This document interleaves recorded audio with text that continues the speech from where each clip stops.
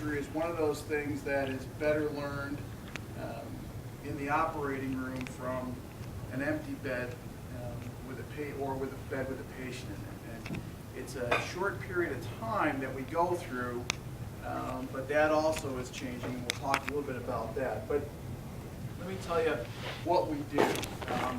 Thoracic surgery is the broad category, American Board of Thoracic Surgery, that includes adult cardiac, pediatric cardiac, general thoracic, which is everything that's not adult cardiac, and transplantation. So what does adult cardiac encompass? Well, adult cardiac is mostly coronary artery disease.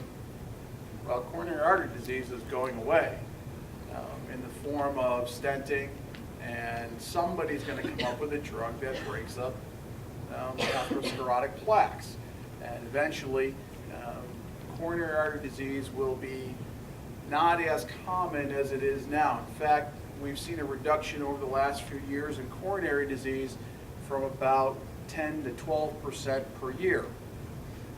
Having said that, the amount of coronary disease has remained flat over the last couple of years as far as surgical interventions, because the stents that were supposed to be so good we're finding are failing much faster than they were supposed to, drug-eluting stents and those kinds of things. So now we're stenting people with what we call a full metal jacket, meaning that they have stents all up and down their coronaries, and we're trying to find a place to dig into. But really the big growth in cardiac surgery is in valvular disease. We're fortunate to have a young surgeon here from the Brigham who does minimally invasive valvular disease. So now people can have an incision about this big rather than a full sternotomy, and have either their mitral valve or their aortic valve repaired or replaced in certain cases. The other big area of growth is aortic disease. Population is getting older. Iowa's a great population state for that. And we're seeing a lot of people with aneurysmal aortic disease, dissections, those kinds of things. And there's a whole new category of surgical interventions for endovascular treatments for these things. And the nice part about this is that if you can't put a graft in the thoracic position unless you're a thoracic surgeon, because you have to be able to take care of the complication. And we're not nice about playing in the sandbox with that, so we make sure that we're doing those just because of the complications that go on. The other big area is surgery for heart failure. Failed coronary disease is the largest reason why people have heart failure. So devices, transplant, high-risk coronaries and valves.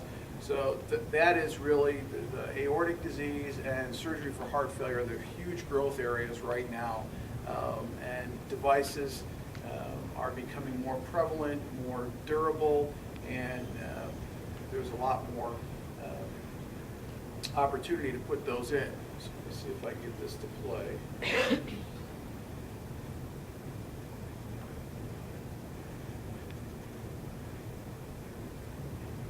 Maybe.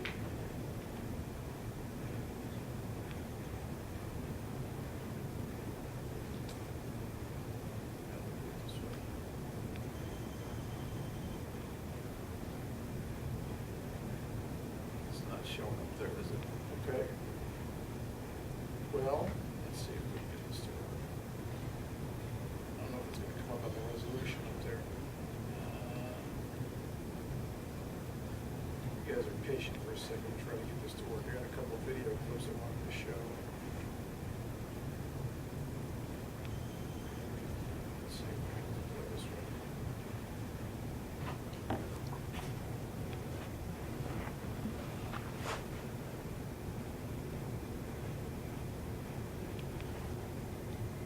Okay.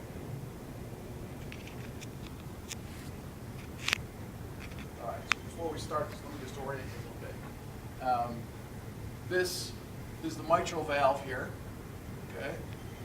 Up in that area. All right, this is vertically challenged. So this is the mitral valve. This is the anterior leaflet of the mitral valve. This is the posterior leaflet of the mitral valve. And this is robotic grasper. This is the same thing, okay? And what we're doing is a mitral valve repair. And this is done through 4 or 5 half-inch incisions.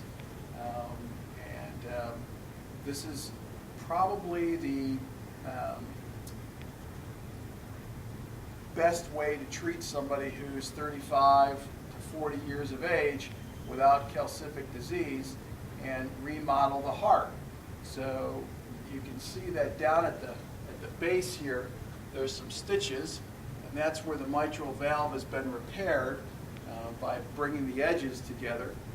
And then we use these sutures that are basically titanium hooks with a special metal called nitinol, and when you clip these, they form a U-clip, and they form just a clip, so you don't have to tie anything. And we sew in this rigid ring with these clips, and that creates shape to the annulus. And this is done with a robot, but now can just as easily be done. You can see how that just snaps off, and that little loop just kind of stays there.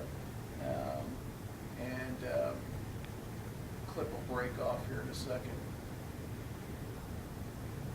And now we can do this really just through a little incision like that because instrumentation is improved. This is sort of an older